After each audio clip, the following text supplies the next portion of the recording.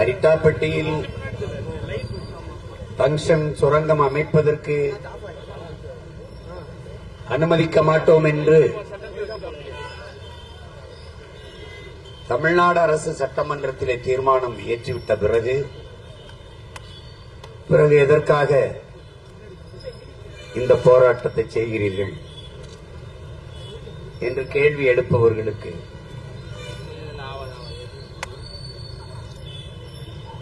பல தீர்மானங்களை பார்த்து இனத்தின் பிள்ளைகள் என்பதாலேயே இந்த தீர்மானத்தையும் நாங்கள் நம்பாமல் இந்த களத்திலே நின்று போராடி கொண்டிருக்கிறோம். என் தங்கை அனீஸ் சொன்னது போல நீட்டுக்கு எதிராக நீங்கள் போட்ட தீர்மானம் என்னானது? அதை எங்கே கொண்டு போய் நீட்டினீர்கள்? 50 லட்சத்திற்கும் மேற்பட்ட கையெழுத்தை வாங்கினார்கள் நீட்டுக்கு எதிராக. யாரிடத்தில் கொடுத்தார்கள்? யாரிடத்தில் கொடுத்தீர்கள் என்று இங்கு யார் கேட்டார்கள்? எங்களை தவிர. ஆன்லைன் ரம்மி விளையாட்டுக்காக தொலைக்காட்சியில் நடக்கிற அந்த சூதாட்டத்திற்காக எதிர்த்து தீர்மானம் நிறைவேற்றீர்கள். என்னானது? தமிழ்நாட்டிலே வழக்காடு மன்றங்களிலே தாய்மொழி தமிழிலேயே வழக்காடுவதற்கான உரிமை வேண்டும் என்று பட்டினி போராட்டங்களை பல நாட்கள் தொடர்ந்து அந்த போராட்டத்தின் அழுத்தத்தின் காரணமாக அன்றைக்கு ஆட்சியில் இருந்த ஐயா கருணாநிதி அவர்கள் ஒரு சட்ட வரைவை ஏற்படுத்தினார். தமிழிலே வழக்காடுகிற உரிமை வேண்டும் என்று. அது என்னானது? குடியரசுத் தலைவரின் ஒற்றை கையெழுத்தில் ஒரு தேசியத்தின் உரிமை இன்னும் உறங்கி கிடக்கிறது. ஐயா அப்துல் கலாம் இருக்கும்போது நீங்கள் அனுப்பவில்லை. அனுப்பினால் கையெழுத்து போட்டு விடுவார். ஏனென்றால் அவர் தமிழர். அனுப்பவில்லை. நீங்களே 2 குடியரசுத் தலைவர்களை கொண்டு வந்தீர்கள். பிரதிபா பாட்டீல், ஐயா பிரணாப் முகர்ஜி. ஒரு குறைந்தபட்ச ஒரு தேவை, இதில் ஒரு கையெழுத்திடுங்கள் தமிழ் வழக்காடுகிற உரிமைக்கு. ஏனென்றால் நோக்கம் இல்லை. அவ்வப்போது எழுகிற கிளர்ச்சிகளை கட்டுப்படுத்துவதற்கு வெற்று தீர்மானங்களையும் குழுக்களையும் போட்டு மூடியவர்கள் நீங்கள். இந்த நீட்டுக்கு எதிராக ஒரு குழு அமைத்தீர்கள். இஸ்லாமிய சிறை கைதிகள் விடுதலைக்கு தொடர்ச்சியாக போராடி கொண்டவர்கள் நானும் என் தங்கைகளும் தம்பிகளும் தொடர்ச்சியாக போராடி வந்தோம். நாகப்பட்டினம், கோவை தொடர்ச்சியாக போராடி வந்தோம். மேலப்பாளையத்திற்குள் நுழைய போகிறோம் என்ற உடனேயே தடையை போட்டு நிறுத்தினீர்கள். அதற்கு காரணங்கள் வைத்திருப்பீர்கள். தெய்வ திருமகன் எங்கள் தாத்தா முத்துராமலிங்க தேவர் நினைவு வருகிறது. அதற்கு முன்பு தாத்தா இமானுவேல் சேர்னாருடைய நினைவு வருகிறது. 144 தடை இருக்கிறது. நீங்கள் பேசினால் நாடே கலவரமாகிவிடும் என்று பேசி தடை. ஆனால் வாக்கு சேகரிக்கும் போது இதே ஐயா முதல்வர் அவர்கள் இஸ்லாமிய சிறை கைதிகளை விடுதலை செய்வதற்கு எனக்கு வாக்கு செலுத்துங்கள், வெற்றி பெற செய்யுங்கள் என்றார். வெற்றி பெற்று வந்தார். என்னானது? தொடர்ச்சியாக போராடி வந்த எங்களின் போராட்டத்தை நீக்க செய்வதற்கு ஆதி நாராயணன் ஓய்வு பெற்ற நீதிபதி அவர்கள் தலைமையிலே ஒரு குழு, ஒரு தீர்மானம். என்னானது? உங்களால் நம்ப முடிகிறதா என் உடன் பிறந்தார்களே, பேரன்பு மிக்க என் பெற்றோர்களே? இதுவரை 22க்கும் மேற்பட்ட தீர்மானங்கள், குழுக்கள். எது ஒன்றுக்கும் குழுதான். என்ன நடந்தது? குழுக்கள் கூட 2 அடி 3 அடி அங்குலம் நகரும். ஆனால் இந்த குழுக்கள் ஒன்றும் செய்யாது. இதுதான் இவர்களுடைய தீர்மானங்கள் சாதித்தது. எது ஒன்றுக்கும் ஒரு தீர்மானம், வெற்று தீர்மானம், ஒரு வெட்டி தீர்மானம். அதுபோலதான் இந்த தீர்மானம், இந்த போராட்டம் சங்சன் சுரங்கம் தோன்றுவதற்கு எதிராக அந்த அனுமதி கொடுக்க கூடாது, தடுக்க வேண்டும் என்று என் மக்கள் தன்னெழுச்சியாக போராடி எத்தனை நாட்கள் கழித்து நீங்கள் தீர்மானம் நிறைவேற்றினீர்கள்? உங்கள் மனச்சான்றை சொல்லிட்டு சொல்லுங்கள். நாம் தமிழர் கட்சியும் நானும் அரிட்டாப்பட்டியில் போராட்டத்தை அறிவித்த பிறகு அவசரமாக நீங்கள் அவனை அந்த நிலத்தில் விடக்கூடாது என்று தீர்மானம் நிறைவேற்றினீர்கள். தீர்மானம் எப்படி? மாண்புமிகு ஐயா எடப்பாடி பழனிசாமி அவர்கள் எழுந்து நீங்கள் தான் அனுமதி கொடுத்தீர்கள் என்கிறார். இந்த பக்கம் மாண்புமிகு அமைச்சர் ஐயா துரைமுருகனும் மாண்புமிக்க முதலமைச்சர் ஐயா ஸ்டாலின் அவர்களும் எழுந்து இல்லை இல்லை நீங்கள் தான் அனுமதி கொடுத்தீர்கள் என்று நாங்கள் அதை பார்க்கிற நாங்கள் என்ன செய்வது? நீங்கள் 200 பேருமே சிறந்த ஆட்டக்காரர்கள் தான், நன்றாக விளையாடுகிறீர்கள். எங்களை ஏமாற்றி அவர் சொல்லுகிறார், நீங்கள் தான் முதலாக தம்பித்துறை தான் அதை அனுமதித்தார், அனுமதி கொடுத்து ஒப்புதல் கொடுத்து விட்டு வந்தார். அவர் சொல்றார், நான் கொடுக்கல. 2004, 2024, 25 இந்த காலகட்டங்களில் ஐயா துரைமுருகன் தான் இதற்கு அனுமதி கொடுத்தார் என்று இவர் இந்த எதிர்க்கட்சி மாறி மாறி ஒருவருக்கொருவர் குற்றம் சாட்டிக் கொண்டிருக்கிறார். இவர் சொல்லுகிறார் நீங்க சரியில்லை என்று, அவர் சொல்லுகிறார் நீங்கள் சரியில்லை என்று, நாங்கள் சொல்கிறோம் நீங்கள் 2 பேருமே சரியில்லை, உங்களை ஒழித்தால் தான் நாடு மக்களும் நிம்மதியாக வாழ முடியும் என்று நாங்கள் சொல்கிறோம். இப்படித்தான் துணை முதல்வராக இருக்கும்போது அன்று இதே எங்க ஐயா TR பாலு இதே மாதிரி வளைவில் தொலைக்காட்சிகளுக்கு பேட்டி கொடுத்தது இருக்கிறது. என் உடன் பிறந்தார்களே, நாங்கள் தான் மீத்தேன் திட்டத்தை கொண்டு வந்தோம் என்று பெருமையோடு பேசிய பெருமக்கள் இவர்கள். நானும் என் அண்ணன் பழனிமாணிக்கமும் சேர்ந்துதான் கொண்டு வந்தோம் என்று பேசியவர்கள் இவர்கள். நம்முடைய மதிப்புமிக்க தலைவர்கள், வணக்கத்துக்குரிய பெருமக்கள் சொன்ன வார்த்தை. அன்றைய துணை முதல்வராக இருந்த மதிப்பிற்குரிய ஐயா ஸ்டாலின் அவர்கள் கையெழுத்திட்டார்கள். கேட்டால் ஆய்வு செய்கிறோம் என்று சொன்னார்கள். அதற்காக கையெழுத்திட்டேன் என்று. மக்களின் போராட்டம் பேரெழுச்சியாக வெடித்த பிறகு தெரியாமல் கையெழுத்திட்டு விட்டேன் என்று சொன்னார். அப்போது ஒருவன் எழுந்து கேட்டேன், அப்படியே தெரியாமல் அண்ணா அறிவாலயத்தை எங்களுக்கு எழுதி வைத்து விடுவீர்களா என்று கேட்டேன். தெரியாமல் ஒரு கையெழுத்து போட்டு விடுங்களேன், மறந்த வாக்கல எப்படி தெரியாமல் என்று எப்படி சொல்லுவது? நீட்டு தேர்வை கொண்டு வந்தவர் யார்? மனச்சான்றோடு என் மக்கள் சிந்தித்து பார்க்கணும். நீட்டு தேர்வை இந்த நிலத்தில் திணித்தவர்கள் யார்? காங்கிரஸ். கூட இருந்தவர்கள் யார்? திராவிட முன்னேற்ற கழகம்.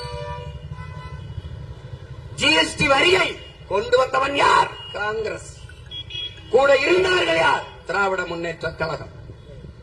எண்ணெயை ஆள் தூக்கி சட்டத்தை கொண்டு வந்தவர்கள் யார்? காங்கிரஸ். கூட இருந்து ஒப்புதல் தந்தவர்கள் யார்? இதே திமுக.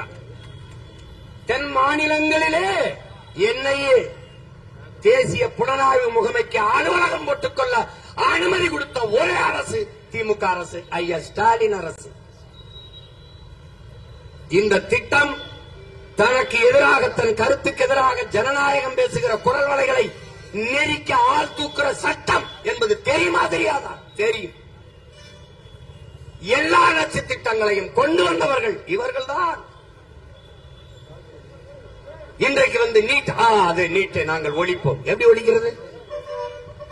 இது உழைக்கும் அடித்தட்டு மக்கள், சிற்றூரில் வாழ்கிற பிள்ளைகள், அரசு பள்ளி கல்லூரியிலே படிக்கிற பிள்ளைகள், பள்ளிகளிலே படிக்கிற பிள்ளைகளின் மருத்துவ கனவை சிதைத்துவிடும் என்பது தெரியுமா தெரியாது? ஈத்தேன் எடுத்தால் நிலம் நஞ்சாகிவிடும், நாசமாகிவிடும், தெரியுமா தெரியாது? மீத்தேன் எடுக்காமல் எப்படி எரிவாயு கிடைக்கும், எப்படி எரிகாற்று கிடைக்கும், எப்படி சமைப்பது என்றால் மீத்தேன் பயோகேஸ், ஹைட்ரோ கார்பன் என் நிலத்தின், என் பூமி தாயின் ஈரக்கொலை இதயத்தை, சிறுநீரகத்தை அறுத்துத்தான் எடுக்க வேண்டுமா என்ன? ஆடு மாட்டு கழிவிலே, சாணி ஆட்டு புழுக்கையிலே, மக்கிய இலைதலை கழிவிலே, மனித கலவையிலே இருந்து எத்தனை கோடி டன் வேண்டுமானாலும் மீத்தேன் எடுத்துக்கொள்ள முடியும் என்று உலகம் நிரூபிக்கிறது. எங்களுடைய பெரிய தகப்பன் நம்மாழ்வார் நிரூபித்து காட்டுகிறார். இதே மயிலாடுதுறையிலே, மன்னார்குடியிலே என் கட்சிக்கார தம்பி ஆட்டு மாட்டு கழிவிலே, மனித கழிவிலே மீத்தேன் தயாரித்து பயோகேஸிலே மோட்டர் பைக்கு ஓட்டுகிறான், தாய்க்கு எரிகாற்று கொடுக்கிறான், வீட்டிலே மின் விளக்கரிக்கிறான். எப்படி அவன் வீட்டிலே செய்கிறான், உங்கள் மகன் அதிகாரத்துக்கு வந்து இந்த நாட்டிலே செய்வன் என்று சொல்கிறான். இதுல உனக்கு என்ன பிரச்சனை? ஆடு மாட்டு கழிவில் இருந்து, மக்கிய இளதலை கழிவில் இருந்து எவ்வளவு வேணாலும் மீத்தேன் எடுத்துக்கொள்ள முடியும் என்கிற இயற்கை அறிய பெறும் வாய்ப்பு இருக்கும் போது எதற்காக என் பூமி தாயின் ஈரக்குலை இதயத்தை அறுக்கிறாய்? இதுதான் கேள்வி. நீ பூமி என்பது உன் காலுக்கு கீழே மிதிபடுகிற மண் என்று நினைக்கிறாய். உன்னை பெற்றவள் ஒரே ஒரு தாய்,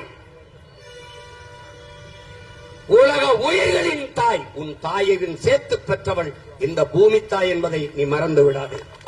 அரிட்டாப்பட்டி என்பது என்னையா பூச்சி பறவை 200க்கும் மேற்பட்ட பறவை பல்லுயிர் சூழல்ங்கிறான. ஐயா, பூச்சி இல்லைனா உனக்கு என்ன, வண்டு இல்லைனா உனக்கு என்ன, கொக்கு இல்லைனா என்ன, கழுகு இல்லைனா என்ன, ஆந்தை இல்லைனா என்ன, தவளை இல்லைனா என்ன, நண்டு இல்லைனா என்ன, பாம்பு இல்லைனா என்ன, இது எல்லாம் இல்லை என்றால் நீ இல்லை. காக்கை செத்தால் நீ பார்க்கிறாய், யானை செத்தால் ஒரு செய்தி, புலி செத்தால், சிங்கம் செத்தால் ஒரு செய்தி, அதையெல்லாம் நீ பார்க்கிறாய். ஒரு நாள் இவையெல்லாம் இல்லாவிட்டால் நீ செத்து போவாய். பார்க்க ஒருவனும் இருக்க மாட்டான். உலகம் உன்னதில்லை தம்பி. ராஜா, நன்றாக விளங்கிக் கொள். இந்த பூமி உன்னுடையதல்ல. இது பல கோடிக்கணக்கான உயிர்களின் உடைமை. அதில் நீயும் ஒருவன். பரிணாம வளர்ச்சியிலே கடைசியாக வந்த இந்த மானுட பிசாசுகளால் தான் இந்த பூமிக்கு இவ்வளவு பெரிய பேரிடர் என்பதை, பேராபத்து என்பதை பிரான்ஸ் நாட்டின் மண்ணியல் பேரறிஞன் ஆய்வறிஞன் சுசுமுகோன சொல்லுகிறான். கிளாடு பூரிங்க சொல்லுகிறான். பிரான்ஸ் நாட்டின் மண்ணியல் ஆய்வறிஞன், ஆதியிலே நாம் பசிக்காக வேட்டையாடினோம். பழங்காலங்களிலே காய்கனிகளை தின்றோம், கிழங்குகளை உண்டோம், விலங்குகளை வேட்டையாடி தின்றோம் பசிக்கு உணவாக. அப்போதெல்லாம் நம் தாய் கண்ணிகளியாமல் கற்போட இருந்தான். காடு காடுகளாக, மலைகள் மலைகளாக, ஆறு ஆறாக, அருவிகள் அருவிகளாக அப்படியே இருந்தது. ஆனால் இவர்கள் பண வேட்டையாடத் தொடங்கினார்கள். பசி வேட்டையை விட்டு பண வேட்டையாடத் தொடங்கினார்கள்.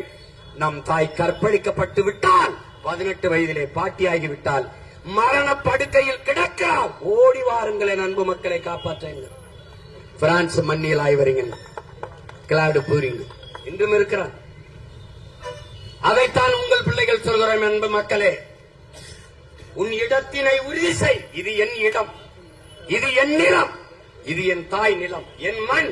அரிட்டாப்பட்டி என்பது ஒரு கிராமம் அல்ல, என் அன்னை நிலத்தில் ஒரு அங்கம். அதை கவனத்தில் வைத்துக் கொள்ளணும்.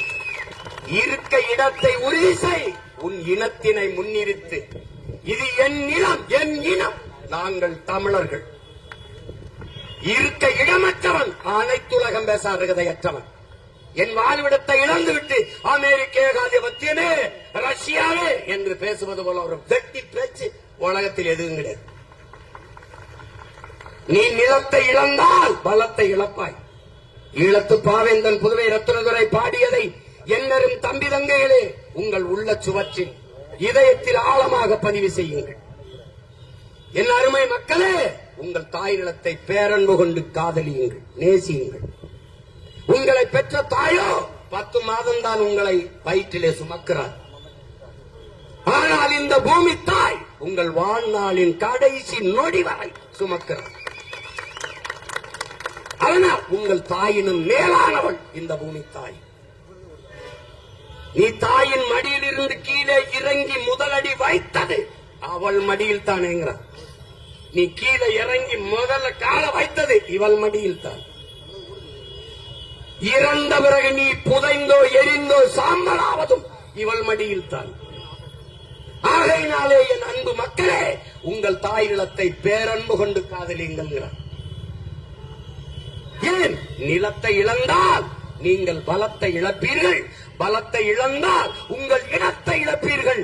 ஆதலினால் என் அன்பு மக்களே, உங்கள் தாய் நிலத்தை பேரன்பு கொண்டு காதலியுங்கள். எங்க போல ஈழத்தில் அடிச்சு விரட்டுனா இன்னொரு தாய் நிலம் உனக்கு, அது உன் தாயின் நிலம் என்பது கூட உனக்கு தெரியாது. எதை தேவையில்லாம எதை பேசுகிறாய் ஈழம்.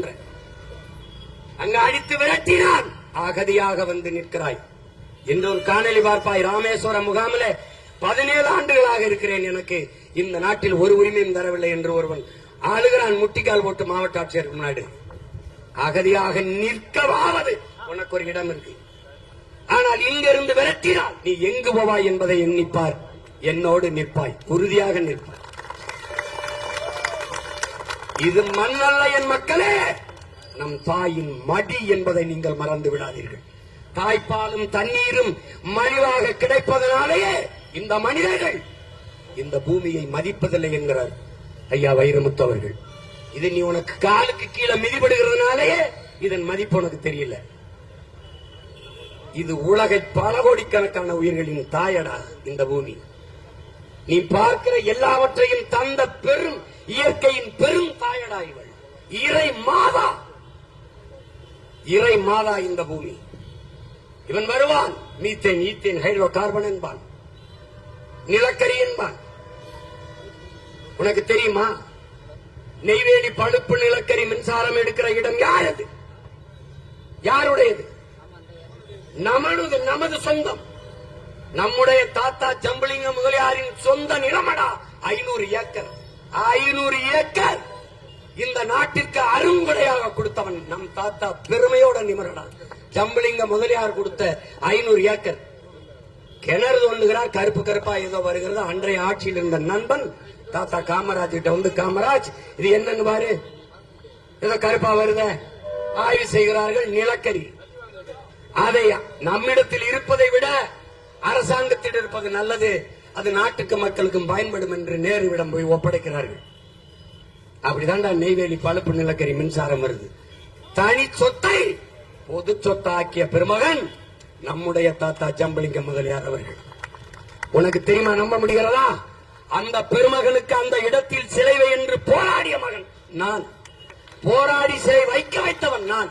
ஆனால் அந்த சிலையில் தமிழில் ஒரு எழுத்து கிடையாது, ஹிந்தி இங்கிலீஷ்ல தான் இருக்கு.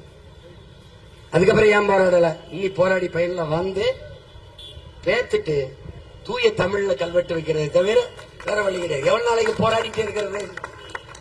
அதற்கு பிறகு அந்த இடத்தில் இதுவரை 65,000 ஏக்கர் எடுத்துக்காண்டா.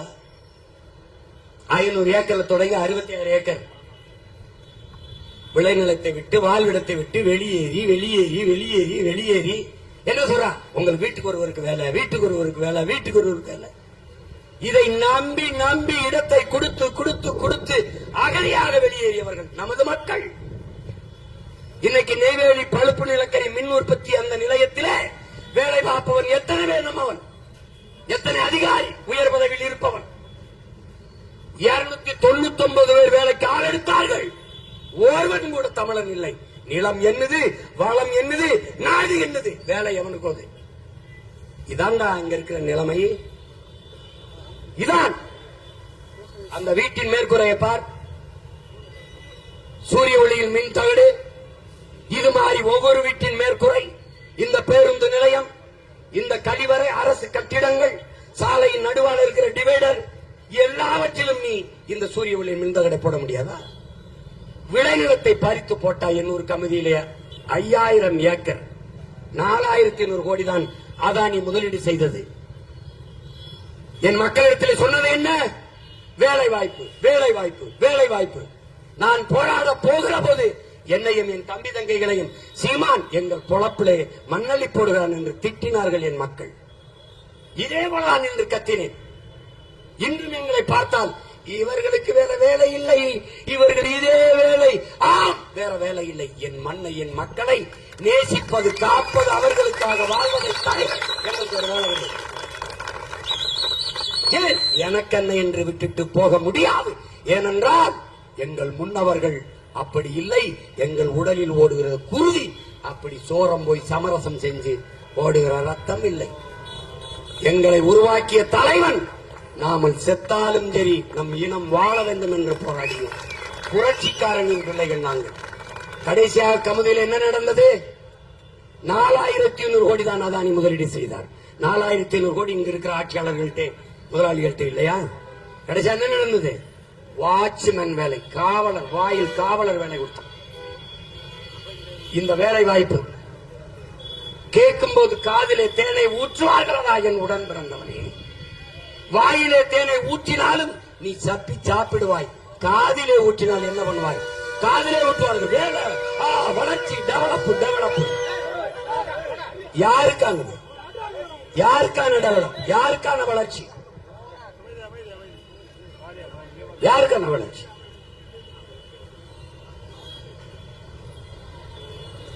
அரிட்டாப்பட்டியிலே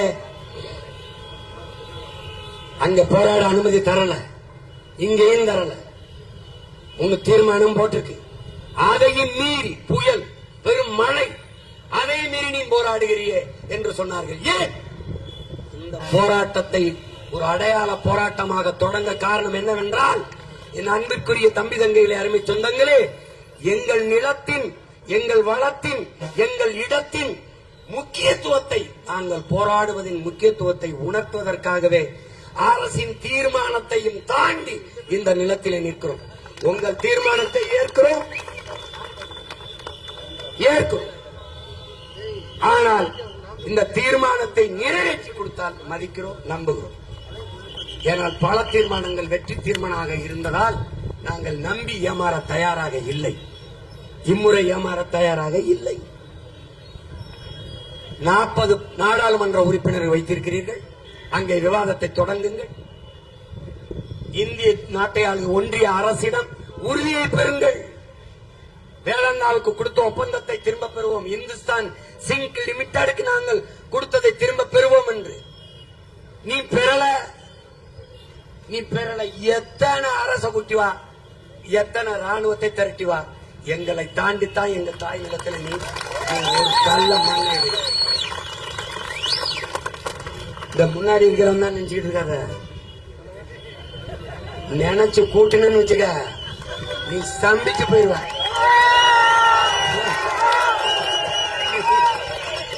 என்னை கட்டுப்படுத்த முடியாது. எங்கள் நிலத்தில் ஒரு பிடி மண்ணை அந்நியன் என் அன்னையின் மடியிலே என் தாயின் மடியில் இன்னொருவன் தலை வைத்து படுப்பா, அதை தடுத்தாக வென்று போராடிய புரட்சியாளன் பிரபாகரனின் பிள்ளைகள் நாங்கள். தாயிடம் காக்க செத்து விழுந்த மான மறவர்களின் வாரிசுகள், பேரனும் பேத்திகளும். எவனுக்கு ஐரோப்பிய ரத்தம் ஓடவில்லையோ அவனெல்லாம் என்னோடு வா என்று அறைகோள் விட்டு அழைத்த மாமன்னர் மருதிருவர்களின் பேரனும் பேத்திகளும் நாங்கள். கணவன் இறந்த பிறகு கைமண்ணாக வீட்டிலே இருக்காமல் படை திரட்டி போரிட்டு இழந்த நிலத்தை மீட்ட மானமரத்தி வீரப்பெரும்பாட்டி வேலுநாச்சியாரின் பேரனும் பேத்திகளும். உன் துப்பாக்கியின் தோட்டாக்கள் என் ஆட்டு புழுக்கைக்கு சமமடா என்று முழக்கமிட்டார் அழகுமுத்துக்கோனின் வாரிசுகள், அவனுடைய பேரனும் பேத்திகள். பண்டார வன்னியனும் பெரும்பிடுகு முத்தரையரும் தீரன் சின்னமலை என்ற பெரும்பாட்டனும் போரிட்டு மாண்டம்மன். எதற்காக? இந்த நிலத்தில் வெள்ளையன் ஒரு விடி மண்ணை தொடக்கூடாது என்று. அதேதான் அவன் பிள்ளைகள் இந்த நிலத்தில் இந்த கொள்ளையன் ஒரு விடி மண்ணை கூட தொடக்கூடாது என்பதற்காக அவர்கள் ஆயுதம் என்கிறார்கள். அவர்கள் பிள்ளைகள் அரசியல் களத்திலே அறிவாயுதம் ஏந்தி நிற்கிறோம். எங்கள் பாட்டங்கள் ஏந்திய வேலுக்கும் வாளுக்கும் விட இல்லாத வலிமை இந்த பிள்ளைகள் ஏந்துகிற சொல்களுக்கு இருக்கிறது. வேலுக்கு இல்லாத வலிமை எங்கள் சொற்களுக்கு இருக்கிறது என்பதை புரிந்து கொண்டு ஆட்சியாளர்கள் இந்த திட்டத்தை கைவிட வேண்டும். 7 பாறை மலைகள், 72 ஏரி குளங்கள், 200க்கும் மேற்பட்ட நீரூற்றுக்கள், என் தம்பி தங்கைகள் குறிப்பிட்டது போல சமண கோயில்கள், 60,000 ஆண்டுகள், 6,000 7,000 ஆண்டுகளுக்கு மூத்த வரலாற்று பெறும் அடையாளங்கள், கல்வெட்டுக்கள், பிராமி எழுத்துக்கள் எல்லாம் நிறைந்திருக்கிற என் அன்னை நிலம் அரிட்டாப்பட்டி. அது ஒரு சிற்றூர் அல்ல, என் இனத்தின் வரலாற்று பேராவணம். 2 ஏக்கரை பல்லுயிர் பாதுகாப்பு இடம் என்று வெட்டுக்கு அறிவித்துவிட்டு இங்க வந்து எடுங்கள், இங்கே நல்ல டங்ஷன் இருக்கிறது என்று அறிவித்தவர்கள் இவர்கள் தான். இதைவிட கொடுமை அப்படியே போய் அப்படியே விருதுநகர் சிவகாசி எல்லாம் தாண்டி போய் பழனிக்கு போய் இது மாலிட்டோன்னு ஏதோ ஒண்ணு இருக்குதாமா, ஒரு கனிமம்,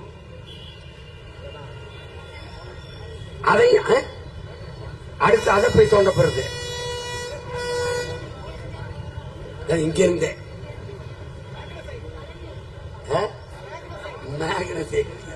மாலிட்டோனியம், அந்த மாலிட்டோனியத்தை எடுக்க போறான். அவன் நினைச்சுக்கிருக்கான் எங்களா இந்த வசதியான முதலாளி காலையில செய்தித்தாள் படிக்கும் போது கால் மேல கால் விட்டு இப்படி உட்காந்துக்குவான். இந்த கையில இது வச்சுக்குவான், குழம்பி காஃபி வச்சுக்குவான், குடிச்சுக்கிட்டு நாய் வச்சுக்குவான். அதுக்கு ஒரு ரொட்டி துண்டை போடுவான். அது ஓடி போய் எடுத்துட்டு வரும். அப்புறம் வந்து அப்படியே நிக்கும். இந்த பக்கம் ஒண்ணு போடுவான், அப்படி ஓடி போய் எடுத்துக்கிட்டு வரும். அப்புறம் இந்த பக்கம் ஒண்ணு போடுவான். அப்படி எங்களை அணு உலை போராடு அத முடியும். ஸ்டெர்லைட் போராடு. அப்புறம் மீத்தேன், ரொட்டி தான், ரொட்டி நாய்க்கு ரொட்டி, அதை போராடு. அப்புறம் சிப்காட் தொழிற்சாலை 2000 ஏக்கர் போராடு. இப்ப ஆல்டா பெட்டி போராடு போராடு போராடு. தம்பி நீ போடுறது ரொட்டி கலையிற நாய் நினைக்காத தம்பி, குறவழிய கடிச்சு குதிரையில புலின்னு நினைச்ச. சும்மா அந்த சேட்டை ரொட்டி துண்டுக்கு வாழாட்டிக்கிட்டு நாக்க தொங்கி விட்டு எச்சி என்ன வடிக்கிற நாய் இல்ல. எங்க அண்ணன் பழனி பாபா சொன்ன மாதிரி 4 வீட்டுல போய் எச்சி கெஞ்சிக்கு நக்கி திண்டு சாகிற நாயா இருக்கிறத விட ஒரு நொடியாவது சிங்கமா கடிச்சு விட்டு செத்து போடாங்கிற மாதிரி. இவங்க இங்க மட்டும் அரிஸ்டாபட்டியில மட்டும் இல்லை உடன் பிறந்தவர்களே, வள வேட்டையாடியவர்கள் இவர்கள். உலகெங்கும் இவர்கள் வகுத்த கொள்கை உலகத்தை வர்த்தகமாக்கி உலகத்தை சந்தையாக்கியவர்கள். சந்தை பொருளாதாரத்தை ஏற்றுக்கொண்ட நாடுகள் இந்த நாடுகள். நைஜீரியா, சோமாலியா, அதுல இந்த நாடும் சேர்ந்திருக்கு. எல்லாம் வள வேட்டை. இப்ப சிரியால என்ன பிரச்சனை? எண்ணெய் வளங்களை வேட்டையாடி வந்தவன். எல்லாம் வள வேட்டைக்குத்தான். சூழியலின் தாய் வங்காரி மாத்தையா சொல்றா பாருங்க, உலகெங்கும் போர்கள் வள வேட்டைக்காக நடந்ததுதான். நிலப்பிடிப்புள்ள வள வேட்டைக்கும் எல்லை விரிவாக்கத்துக்கும் தான். இப்படி பல நாட்டு தலைவர்கள் கொல்லப்பட்டிருக்கார்கள். வள வேட்டையாடும் போது அதுக்கு எதிராக இருக்கிறவன் என் நாடு, என் நிலம், என் வளம், என் மக்கள், அவர்களுடைய நலன் என்று பேசி எல்லாரும் கொல்லப்பட்டிருக்கிறான். சதாம் ஹுசேன், மம்மர் கடாபி, அதிபர் முபாரக், கடைசியாக நம் தலைவரை வீழ்த்த வேண்டிய தேவை. அவன் என் நாடு, என் மக்கள், என் நிலம், என் வளம் என்றான்.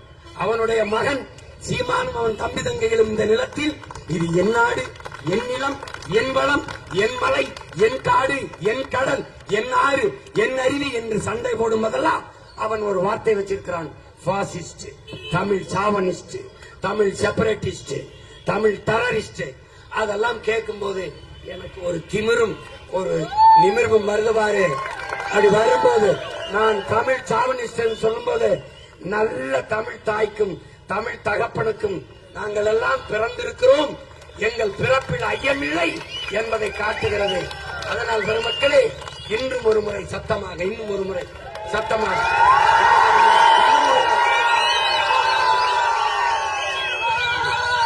அண்ணன் கவுண்டமணி சொன்ன மாதிரி மார்க்கா மார்க்கா சொல்லு,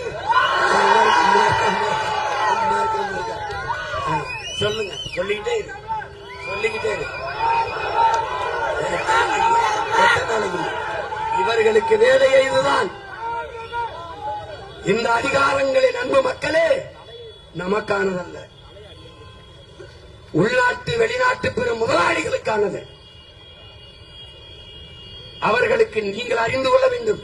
உங்களுக்கு கல்வி சேவை, நமக்கு மருத்துவம் ஒரு சேவை, நமக்கு குடிநீர் விநியோகம் ஒரு சேவை, சாலை போடுதல் பராமரித்தல் ஒரு சேவை, நமக்கு மின் உற்பத்தி விநியோகம் ஒரு சேவை, போக்குவரத்து நடத்துவது ஒரு சேவை, விண்ணூர்தி நடத்துவது ஒரு சேவை, துறைமுகம் கட்டுவது ஒரு சேவை, வானூர்தி நிலையம் கட்டுவது ஒரு சேவை. ஆனா இதெல்லாம் உலக வர்த்தக அமைப்புக்கு, WTO என்கிற வேர்ல்டு ட்ரேட் ஆர்கனைசேஷன் என்கிற அந்த உலக வர்த்தக அமைப்புக்கு இவையெல்லாம் ஒரு தொழில். அவனுடைய கொள்கை முடிவு இது எல்லாம் ஒரு தொழில். தொழில் செய்வது அரசின் வேலை அல்ல, இது முதலாளிகளின் வேலை. எனவே முதலாளிகளை இந்த வேலையை செய்ய ஒப்பந்தம் கொடுத்துவிட்டு கையெழுத்தை போட்டு அவர்கள் கொடுக்கிற கமிஷனை வாங்கி கொண்டு கம்முனும் இருக்க வேண்டும். இதுதான். இதனால்தான் இவர்கள் தலைவர்கள் அல்ல, தரகர்கள் என்று நான் சொல்ல காரணம் இதனால். இவர்களுக்கு வேண்டியது தலைவர்கள் அல்ல, தரகர்கள் தான். இந்த மண்ணை, மக்களை பேரன்பு கொண்டு காதலிக்கிற தலைவன் வருகிற வரை இந்த தரகர்களின் ஆட்டம் இருக்கும். 2026 நாம் ஆடுகிற ஆட்டத்தில் இந்த தரகர்களின் கொட்டம் ஒடுங்க வேண்டும். அரிட்டாப்பட்டி மக்களுக்கும் பக்கத்தில் இருக்க மீனாட்சிபுரம் மக்கள், சுத்தி இருக்கிற கிராம மக்கள், இந்த இடத்தில் இருந்து உங்கள் மகன் சொல்லுகிறேன், சங்கம் வைத்து தமிழ் வளர்த்த என் தமிழ் தாயின் மீது ஆணையிட்டு சொல்கிறேன், உங்கள் மகன் இந்த நிலத்தில் இருக்கிற வரை, நாம் தமிழர் என்கிற அரசியல் பெரும்படை புரட்சிப்படை இருக்கிற வரை என் நிலத்தின் வளத்தை சூறையாடுவதோ, நிலத்தை எடுத்து நச்சாலைகளை நிறுவதோ நடக்காது. இது என் தாய் மீது, தாய் தமிழ் மீது, என் தலைவன் பிரபாகரன் மீது ஆணை. நீ எடுத்து பார்ப்ப, எனக்கு வழக்கு, எனக்கு சிறை, எதை பற்றியும் கவலை கிடையாது. எதை பற்றியும் கவலை கிடையாது. உயிரை கொடுத்தவர்கள் எங்கள் இன முன்னோர்கள், என் நிலத்தை காக்க. நாங்கள் தமிழர்கள் என்ற உணர்வை கொடுத்து களத்தில் நிற்கிறோம். எங்களை வீழ்த்துவது என்பது அவ்வளவு எளிதல்ல. இந்திய நாட்டை யார் ஆள்வது என்கிற தேர்தலுக்கே 36 லட்சம் தமிழ் மக்கள் தேடி நாள் கொடுத்த ஒரு மைக்கு சின்னம், அதுக்கு வாக்கை செலுத்தி அங்கீகரிக்கப்பட்ட மாநில கட்சியாக தமிழ்நாட்டை யார் ஆள்வது, யாருடைய ஆட்சியின் கீழ் மானமிக்க தமிழ் மக்கள் வாழ்வது என்ற தேர்தல் நடக்கிற போது எங்களை வீழ்த்துவது என்பது அவ்வளவு எளிதில்லை ராஜா. நீ எத்தனை 1000 ரூபாயும் கொடு ஓட்டுக்கு, அதை வாங்கிக் கொண்டு தமிழ் மக்கள் எங்கள் கட்சியின் சின்னத்தை தேடி எங்கள் பிள்ளைகளுக்கு வாக்கு செலுத்தி வருகிறார். அறிவார்ந்த தமிழ் சமூக மக்கள்,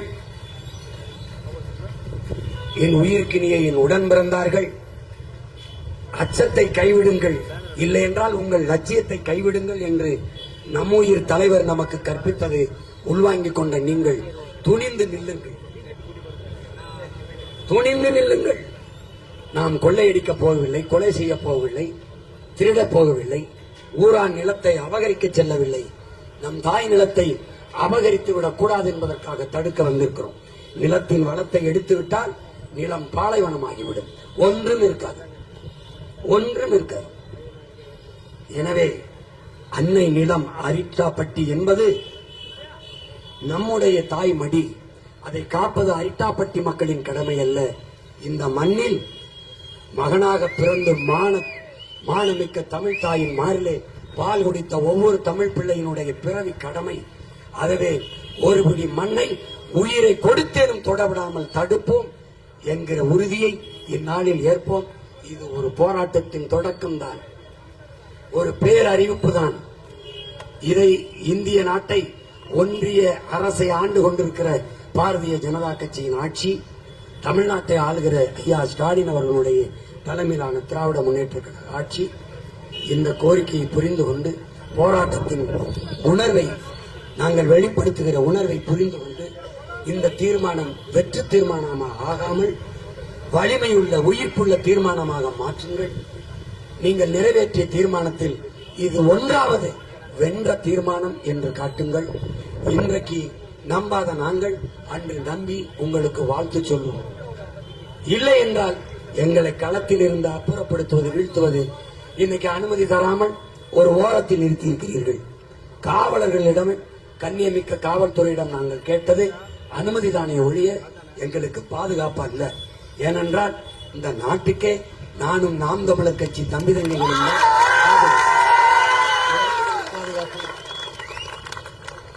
எங்களுக்கு என்ன பாதுகாப்பு? காவல்துறையின் உரிமைக்கும் சேர்த்து போராடுகிற பிள்ளைகள் நாங்கள் தான். எங்களுக்கு அனுமதி தராத, அனுமதியை மறுத்த காவல்துறையில் அவர்களுடைய வாரிசுகள், அவருடைய சந்ததியினர்களும் நல்ல காற்று, நல்ல தண்ணீர், நல்ல உணவு கிடைத்து வாழ வேண்டும் என்பதற்காகத்தான் இந்த வீதியில் போராடி கொண்டிருக்கிறோம். இந்த மேடை இது வரலாற்று சிறப்புமிக்க ஒரு மேடைதான். எங்கள் தலைவர் எங்களுக்கு சொன்னார், பிரிட்டிஷ்காரர்கள் நம்மளை அடக்கி ஆண்டார்கள், அடிமைப்படுத்தி ஆண்டார்கள். ஆனால் சுதந்திரம் கேட்டு போராடினோம், போராடுவதற்கான அனுமதியவாது தந்தார்கள். அந்த குறைஞ்சபட்ச ஜனநாயகமாக அவர்களிடம் இருந்தது. விடுதலை பெற்ற நாட்டில் இவர்கள் அந்த ஜனநாயகமும் இல்லை. இவர்களும் போராட மாட்டார்கள், போராடவும் நம்மளை விடமாட்டார்கள். ஆனாலும் இந்த மேடை வரலாற்று சிறப்புமிக்க மேடை. இந்த மேடையில் நின்று பேசிய சீமானும் அவன் தம்பி தங்கைகளும் தான் தமிழ்நாட்டின் சென்ட் ஜார்ஜ் கோட்டையிலே ஏறி நின்று